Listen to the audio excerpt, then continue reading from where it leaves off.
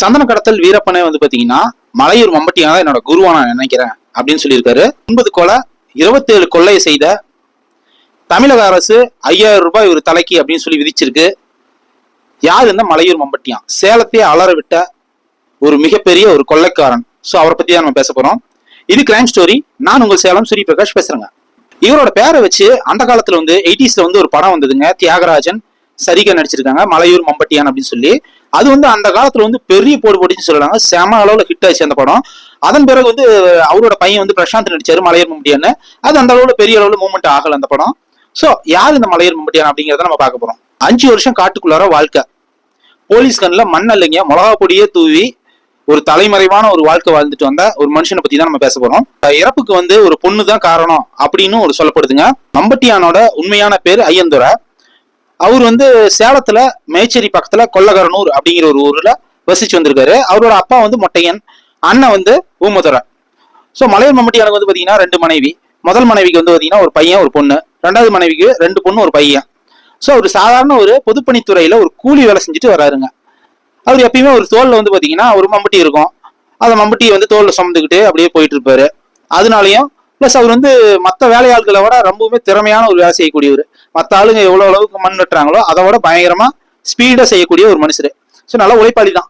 அது மட்டும் இல்லாத வந்து பாத்தீங்கன்னா ஊர்ல ஒரு பிரச்சனை அப்படின்னா ஓடி போய் முன்னாடி நிக்கிறது, ஒரு சண்டை அப்படின்னா ஓடி போய் முன்னாடி நிக்கிறது. இவரை சுத்தி எப்ப பார்த்தாலும் ஒரு கேங் இருந்துகிட்டே இருக்கும், ஒரு கூட்டம் இருந்துகிட்டே இருக்கும் இவரை சுத்தி. ஸோ அது ஒண்ணு. அப்புறம் பாத்தீங்கன்னா முத்துசாமி, மாரி முத்துசாமி அப்படிங்கிற 2 பேரு. 2 பேரும் மிராசுதாரருங்க. அவங்க 2 பேரும் மிராசுதாரர்னா உங்களுக்கு நிறைய பேருக்கு தெரிஞ்சிருக்கும். பண்ணையம் பண்றாங்கிறாங்களே, பெரிய காடு வச்சிருப்பாங்க, விவசாயம் பண்றவங்க பெரிய அளவுல. அவங்க என்ன பண்ணிருக்காங்கன்னா 2 பேரும் வந்து பாத்தீங்கன்னா ஊர்ல ஒரு பண்டிகை அப்படின்னா அவங்கதான் வந்து முன்ன தலைமை ஏற்று அவங்க வந்து அந்த பண்டிகையை சிறப்பா இது பண்ணுவாங்க. நல்ல செலவு பண்ணி அந்த விமர்சையா கொண்டாடுவாங்க அந்த பண்டிகையை. ஸோ மேச்சேரிக்கு பக்கத்துல ஒரு மாரியம்மன் கோவில் இருக்குங்க. அங்க வந்து அவங்களோட பண்ணை நிலத்திலேயே வந்து ஒரு வீடு கட்டி குடியேறாங்க. ஸோ 2 பேரும் ஒத்துமையா தான் இருந்து வராங்க. அந்த டைம் வந்து முத்துசாமி அப்படிங்கிறவர் என்ன பண்றாருன்னா அவர் என்ன பண்றாருன்னா அவர் வந்து ஒரு பொட்டி கடை போடுறாரு. ஊர்ல ஒரு பண்டிகை நடக்குது அடுத்த மாசம். ஸோ ஒரு பொட்டி கடை போடலாம் அப்படின்னு சொல்லி ஒரு பொட்டி கடை போற அவர் ஒரு நல்ல லாபமும் பார்த்துட்டு வர்றாரு. ஸோ இது வந்து மாரிமுத்தவருக்கு பிடிக்கல. ஸோ ஏன் வந்து பெட்டி கடை போடுறான், நல்லா லாபம் பார்க்கறானே அப்படின்னு சொல்லி அவருக்கு பிடிக்காத என்ன பண்றாரு, ஒரு சின்ன சண்டை நடக்குது. ஸோ இந்த சண்டையில என்ன ஆகுதுன்னு பாத்தீங்கன்னா 2 பேரும் பிரிஞ்சிடுறாங்க.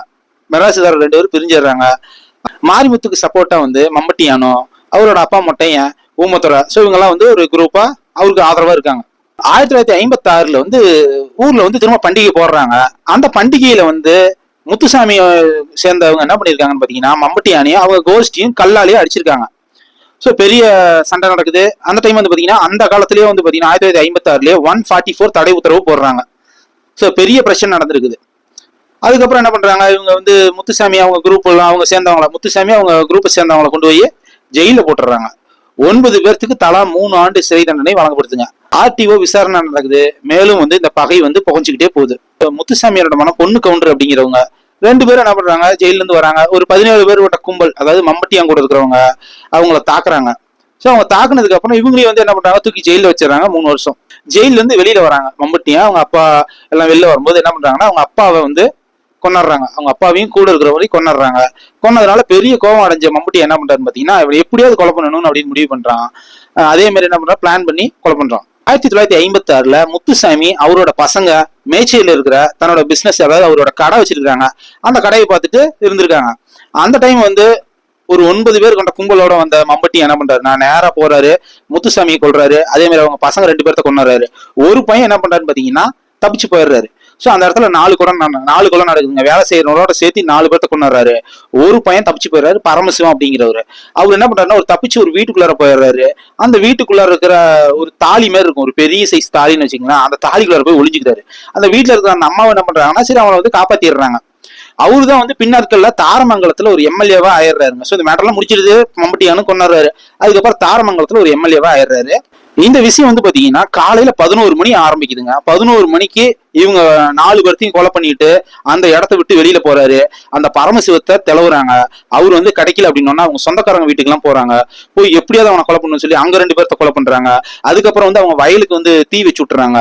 அங்கேயும் 2 பேர்த்த கொலை பண்ணிடுறாங்க. ஆக மொத்தம் 9 பேர்த்த கொலை பண்ணி முடிக்கிறாங்க. சோ 1 மணி நேரத்துல 9 பேரை கொலை பண்ணிட்டு மேச்சேரியில இருக்கக்கூடிய ஒரு காட்டுக்குள்ளார போய் ஒளிஞ்சிடுறாங்க.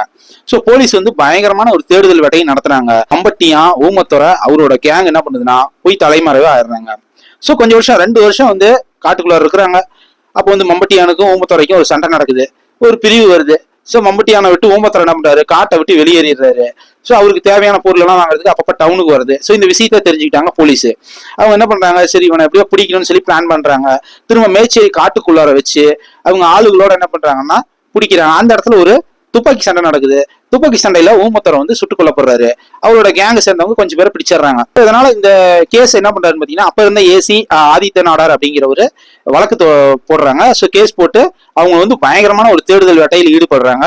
ஸோ போலீஸ் ஒரு பக்கம் தேடிட்டு இருக்க, இந்த மம்பட்டியான் வந்து பாத்தீங்கன்னா ஒரு காட்டுக்குள்ளார இருக்கிறத ஒரு இன்ஃபர்மேஷன் கிடைக்குதுங்க. அந்த இன்ஃபர்மேஷன் வச்சுட்டு போலீஸ் என்ன பண்றாங்க, போய் பாக்குறாங்க. போய் பார்த்தோன்னா வந்து பாத்தீங்கன்னா அந்த டைம் வந்து மம்பட்டியான் வந்து அந்த இடத்துல இல்ல. மம்பட்டியான் கேங் என்ன பண்ணிருக்குன்னா சமையல் பண்ணி சாப்பிடலாம்னு ரெடி பண்ணிட்டு இருக்காங்க. அந்த இடத்துல ஒரு துப்பாக்கி சூடு நடக்குது. அந்த இடத்துல 2 பேர் கொல்லப்படுறாங்க.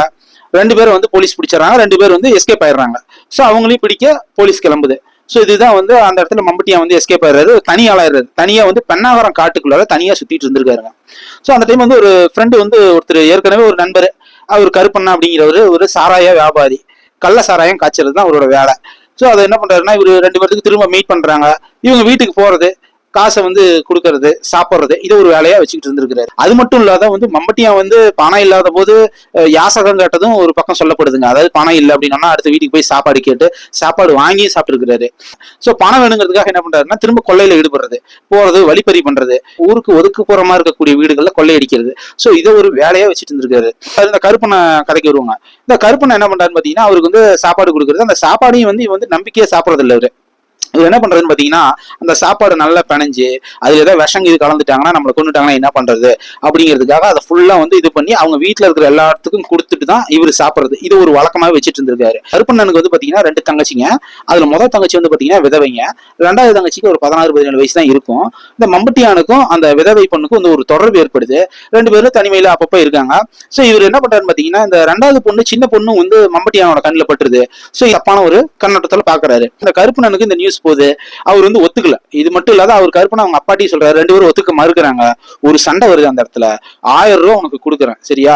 நீ வந்து உன்னோட 2 தங்கச்சிகளை நானே கூட்டிட்டு போயிடறேன் காட்டுல, போலீஸ் வேற என்ன தேடிட்டு இருக்குது, 1000 ரூபாய் கொடுக்குறேன், ஒழுங்கா அனுப்பி வச்சிரு அப்படின்னு சொல்லி மிரட்டிட்டு காட்டுக்கு போயிடுறாரு. கருப்பன் என்ன பண்ணாரு, பயந்துகிட்டு இவனை எப்படி நம்ம எதுக்குறது, இவனை எதுக்குறதுக்கு ஒரே ஆள் வந்து போலீஸ் நம்ம போய் சொல்லிடலாம் இவனோட இன்ஃபர்மேஷன் சொல்லிடுறாங்க. போலீஸ் என்ன சொல்றாங்க பாத்தீங்கன்னா, மம்பட்டியானா நீ நேரடியா வந்து சண்டை போட முடியாது. சோ அவன் வந்து எப்படி இருந்தாலும் உன்னை கொண்டுருவான். அதனால வந்து நான் சொல்ற மாதிரி கேளுன்னு சொல்லி அவன் கையில ஒரு துப்பாக்கி கொடுக்குறாங்க. வந்து மம்பட்டி எனக்கு தெரிஞ்சு போச்சு, நீ எப்படி போலீஸ்ல போய் சொல்லிட்டு வந்திருக்க தகவல் அப்படின்னு சொல்லி மம்பட்டியை வந்து கருப்பண்ணனை வந்து பார்த்து சொல்றாரு. அந்த குண்டு வந்து எஸ்கேப் ஆயிடுது. கருப்பனை வந்து மம்பட்டியான பார்த்து சொல்றாரு, 2 குண்டுல வந்து சுட்டோன்னா அவன் வந்து அந்த இடத்துல சுருண்டு விழுந்து இறந்துட்டு தான் சொல்லப்படுதுங்க. சோ இது போலீஸ் அறிக்கையில இந்த மாதிரி தகவல் இருக்கு. இன்னொரு தகவலும் வந்து சொல்லப்படுதுங்க. மம்பட்டியா வந்து எப்பயுமே கருப்பண்ணன் வீட்டுக்கு வரும்போது அங்க ஒரு தர்பூசணி வந்து இருக்கு. தர்பூசணி வந்து விதைச்சிருப்பாங்க. அந்த இடத்துல இருந்து ஒரு தர்பூசணி எடுத்து சாப்பிட்டுட்டு வரதே ஒரு வழக்கமாவும் வச்சுட்டு இருக்காரு மம்பட்டியா. சோ அப்படி சாப்பிட்டுட்டு வரும்போது என்னன்னா, அந்த இடத்துல இருக்கக்கூடிய மற்ற தர்பூசணியை எடுத்துட்டு ஒரு தர்பூசணி மட்டும் விஷ ஊசி கலந்ததாகவும் விஷ மருந்து கலந்ததாகவும் அதை வந்து சாப்பிட்டுட்டு வந்துட்டே இருக்கும்போது அவரோட கண் இருண்டதாகவும். சோ எப்பயுமே வீட்டுக்குள்ளார வந்தோம்னா அந்த சாப்பாடை வந்து மத்தவங்களுக்கு டெஸ்ட் பண்ண கொடுப்பாரு. டெஸ்ட் பண்ணிட்டு தான் சாப்பிடுவாங்க.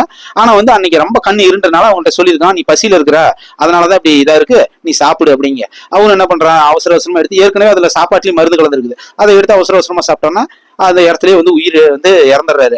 அந்த பாடி எடுத்துட்டு போய் நம்ம போலீஸ் ஒப்படைக்கிறாங்க. கவர்மெண்ட் அறிவிச்ச பணம் வந்து 4000 அப்படிங்கிறது 2000 ரூபாய் கையில கிடைக்குது. 2000 ரூபாங்கிறது அப்ப பெரிய விஷயம். 2000 ரூபாய் பிளஸ் 5 ஏக்கர் நிலம் கிடைக்குது. சோ அதோட கருப்பண்ணை வந்து தனியா செட்டில் ஆயிடுறாரு. போலீஸ் வந்து அந்த உடலை கைப்பற்றுறாங்க. அவர் உடம்புல ஒரு தங்க சங்கிலி இருந்ததாகவும், புலிப்பல் வந்து மாட்டிருப்பாங்க தெரியுங்களா நிறைய பேர், அது மாதிரி புலிப்பல் வந்து இருக்கக்கூடிய ஒரு தங்க சங்கிலி கிடைச்சது. அப்புறம் வந்து கையில ஒரு கை கடிகாரம், ஒரு துப்பாக்கி, ஒரு 2 அடியில ஒரு கத்தி வச்சிருந்தாகவும், இடுப்புல வந்து பெல்ட்டுக்கு வந்து பெரிய அளவோட பெல்ட், அதுல வந்து குண்டுகள் வச்சிருந்ததாகவும், துப்பாக்கி குண்டுகள் வச்சதாகவும் சொல்லப்படுதுங்க. ஒரு 30 வயது மதிக்கத்தக்க ஒரு நபரு, ஒரு 5 அடி உயரம் தான் இருப்பாரு. ஒரு நல்ல கம்பீரமான ஒரு உடம்பு, முறுக்கு மீசனை இருக்கும். இறக்கும்போது ஒரு கையில ஒரு பொட்டலம் சாப்பாடு இருந்துச்சு. அந்த பொட்டலம் சாப்பாட்டுல வந்து மான் கறி இருந்ததா சொல்லப்படுதுங்க. சோ அதை வந்து மிக்ஸ் பண்ணி வச்சிருந்துக்கிறாங்க. தருமபுரியில இருக்கக்கூடிய ஒரு அரசு ஹாஸ்பிட்டலுக்கு போகுது உடம்பு. அது வந்து அட்டாப்சி பண்றாங்க. அது பண்ணதுக்கு அப்புறமா வந்து அந்த உடல் வாங்குறதுக்கு எந்த சொந்தக்காரங்களும் யாரும் வரல. அப்ப தருமபுரியிலேயே வந்து என்ன பண்றாங்கன்னா, போலீஸ் லாரியில ஏத்திட்டு போய் அவர் உடலை வந்து அங்கேயே வந்து எரிச்சிடுறாங்க. மம்பத்தியானோட கோஷ்டியை சேர்ந்த ஒரு 5 பேர் பிடிபடுறாங்க. அதுல 4 பேருக்கு வந்து தூக்கு தண்டனை விதிச்சிடுறாங்க. ஒருத்தர் வந்து சின்ன பையனா இருக்கறனால அவருக்கு வந்து சிறுவர் சீர்திருத்த பள்ளியில அவனை சேர்த்திடுறாங்க. ஸோ இதுதான் வந்து ஒரு மிகப்பெரிய ஒரு கொள்ளைக்காரன். ஒரு காலத்துல வந்து சேலத்தையே கலக்கிட்டு இருந்தான் அப்படின்னு சொல்லலாங்க. நம்மளுக்கு சீனியரா இருக்கிறவங்களுக்கு கண்டிப்பா தெரியும் என்னோட ஸ்டோரி. தொடர்ச்சியா நம்ம சேனல்ல வந்து கிரைம் ஸ்டோரி சொல்லிட்டு இருக்கோம், ஃபிலிம் வரத ரிவ்யூ சொல்லிட்டு இருக்கோம், அதே மாதிரி டிராவல் வீடியோஸ் எல்லாம் போட்டுட்டு இருக்கோம். வீடியோ பிடிச்சிருந்தா லைக் பண்ணுங்க, ஷேர் பண்ணுங்க, நம்ம சேலம் ஸ்டோரி சேனலை சப்ஸ்கிரைப் பண்ணுங்க. அனைவருக்கும் நன்றி, வணக்கம்.